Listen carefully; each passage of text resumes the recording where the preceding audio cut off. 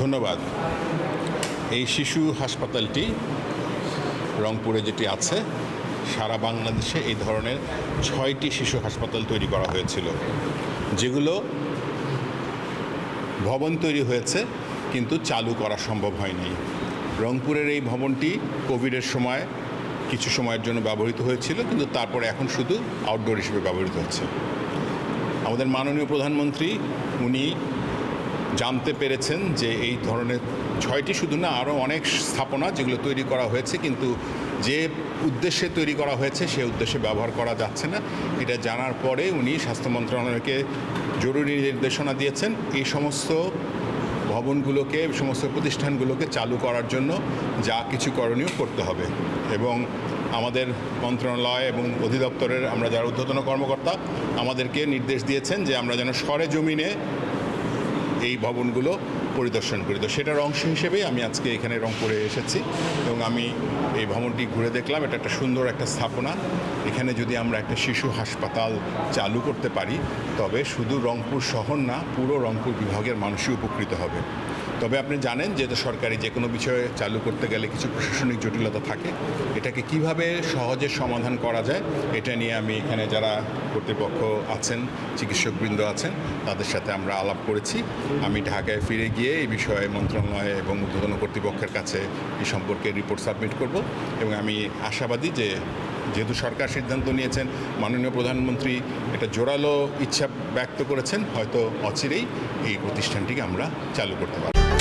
নীল মজাদার গোলমার্ক বক্স, কুরমুরে বাইটে ফুরফুরে লাইফ। আমাদের যে সরকারি প্রতিষ্ঠান যেগুলো আছে, স্বাস্থ্যসেবা প্রতিষ্ঠান বা স্বাস্থ্য শিক্ষা প্রতিষ্ঠান, এগুলো কিন্তু আমাদের সবার সম্পদ। আপনি দেখবেন, আমি একটা উদাহরণ হিসেবে বলি, ঢাকা মেডিকেল কলেজ হাসপাতালের কথাই যদি ধরি, সেখানে অফিসিয়াল শয্যা সংখ্যা হচ্ছে 2600, কিন্তু যে কোনো সময় আপনি যান রোগী থাকবে 5000, 6000 ফ্লোরে, সিঁড়িতে। কারণ আমরা সরকারি হাসপাতালে দু একটা ব্যতিক্রম ছাড়া রুগীকে ফিরিয়ে দেই না। রুগী যখন আসে আমাদেরকে যে কোনো অবস্থায় তাদেরকে দিতে হয়। এই রংপুরের ক্ষেত্রেও সেটাই সত্য। এখন আমরা অবশ্যই উদ্যোগ নিচ্ছে, এখানেও আমরা আলাপ করলাম কীভাবে নতুন পদ সৃজন করা যায়, কীভাবে যন্ত্রপাতি বাড়ানো যায়, সেটা নিয়ে কাজ করছি। এবং আপনি লক্ষ্য করে দেখবেন যে নতুন নবনির্বাচিত সরকারের একটা নির্বাচনী অঙ্গীকার আছে যে স্বাস্থ্য খাতে যে বাজেট বরাদ্দ এটা বৃদ্ধি করার, এবং ওনারা বলেছেন যে পর্যায়ক্রমে এটা জিডিপির 5% পর্যন্ত উন্নীত করবেন। এবং গত বছর কিন্তু ছিল জিডিপির 0.74%, সুতরাং এটা অনেক বৃদ্ধি হবে। তবে পর্যায়ক্রমে একবারেই তো হবে না। এই বছর তারা হয়তো টার্গেট করছেন 1 থেকে 1.5% উন্নতি করা যায় কি না। সেটা করতে হলে আমাদেরকে এই কাজগুলো করতে হবে। আমাদেরকে হাসপাতালগুলোর সরঞ্জাম বাড়াতে হবে, পদ সৃজন করতে হবে, চিকিৎসকদের নিয়োগ দিতে হবে, হাসপাতালের পরিবেশ সুন্দর করতে হবে, মেডিকেল কলেজের পরিবেশ যেন ভালো ডাক্তার তৈরি করতে হয়, এগুলো করতে হবে। পাশাপাশি আরেকটা জিনিস লাগবে, সবার সহযোগিতা লাগবে। দেখেন, আপনারা ইদানিং বেশ কিছু ঘটনা দেখেছেন যেখানে হয়তো একজন রোগীর মৃত্যুকে কেন্দ্র করে হাসপাতাল ভাঙচুর হয়েছে, ডাক্তারদের উপর আক্রমণ হয়েছে। এটা তো দুঃখজনক। এইরকম ঘটনা যদি ঘটে, আমরা তো জান প্রাণ দিয়ে আমার চিকিৎসকরা চেষ্টা করেন রোগীর সেবা করতে, কিন্তু মানুষের সবারই সীমাবদ্ধতা থাকে। এই ধরনের ঘটনা যদি ঘটে তাহলে তো মানুষ হতোদ্যম হয়ে পড়বে। আপনাদের মনে রাখতে হবে এই হাসপাতাল কিন্তু আমার আপনার সবার। এই হাসপাতাল যদি ভাঙচুর হয়, আমার যতখানি ক্ষতি হবে আপনাদেরও কতখানি ক্ষতি হবে। তো সুতরাং আমার সবার কাছে আকুল আবেদন থাকবে, আমরা চেষ্টা করছি, আপনারাও চেষ্টা করেন, সবাই মিলে আমরা একটা সুন্দর বাংলাদেশ করি। হাসপাতালকে পরিচ্ছন্নতা রাখতে হবে। আমি সারাদিন যদি পরিষ্কার করি আর আপনি যদি রোগীর আত্মীয় স্বজন বা ভিজিটার এসে যদি ময়লা ফেলেন, আমরা কি পরিষ্কার করতে পারবো? আমরাও যদি একটু, যারা হাসপাতালে আসছি, রোগীর আত্মীয় স্বজন আসছি, ভিজিটার আসছি, তারাও যদি পরিষ্কার পরিচ্ছন্নতায় একটু সাহায্য করি, সবাই মিলে যদি কাজ করি, তাইলেই কিন্তু সুন্দর হবে। এই জন্য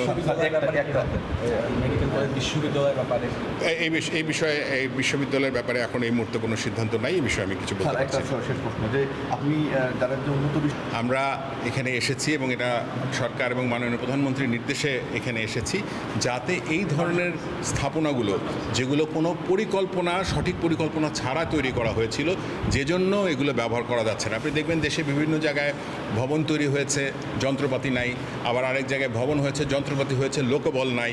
এই রকম যেন না হয় সেটা আমরা প্রথমত নিশ্চিত করতে চাই। আর যে সমস্ত ভবন এরকম তৈরি হয়ে গিয়েছে সেগুলোকে কিভাবে কাজে লাগানো যায়। আমার আজকে এখানে কিন্তু সেই জন্যই আসা। আজকে যে আমি এসেছি, আমার আজকে ঈদের ছুটি কিন্তু এখনও শেষ হয়নি। দেখেন এখানে কতজন কর্মকর্তা আজকে এখানে উপস্থিত হয়েছেন।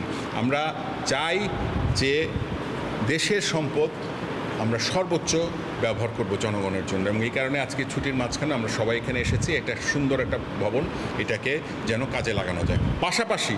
পাশাপাশি এই ধরনের ভুল যেন না হয়, অন্যায় যারা করেছে, ভুল যারা করেছে যেন না হয়, পরিকল্পনা যেন সুন্দরভাবে হয়। এই কারণেই আমরা ঠাকুরগাঁয়ে যে মেডিকেল কলেজটা হবে এইটার যেন এরকম ঘটনা না ঘটে যে বিল্ডিং তৈরি হয়ে গেল, আমার শিক্ষক নাই আর তোমার শিক্ষার পরিবেশ নাই, এটা যেন না ঘটে। সেই জন্য আমরা একটা পূর্ণ টিম, আমি এসেছি, আমার অধিদপ্তরের একজন পরিচালক এসছেন, আমাদের গণপূর্ত বিভাগের 2জন প্রকৌশলী এসছেন, একজন আর্কিটেক্ট এসছেন, আমরা সবাই মিলে এসেছি যাতে, এবং এইচইডির কর্মকর্তারা যারা আছেন, কারণ পুরাতন যে একটা ক্যাম্পাস আছে ঠাকুরগাঁয়ে যেখানে হয়তো শুরুতে করা হবে, আমরা আশা করছি আগামী বছর থেকে ঠাকুরগাঁও মেডিকেল কলেজে শিক্ষার্থী ভর্তি করা যাবে।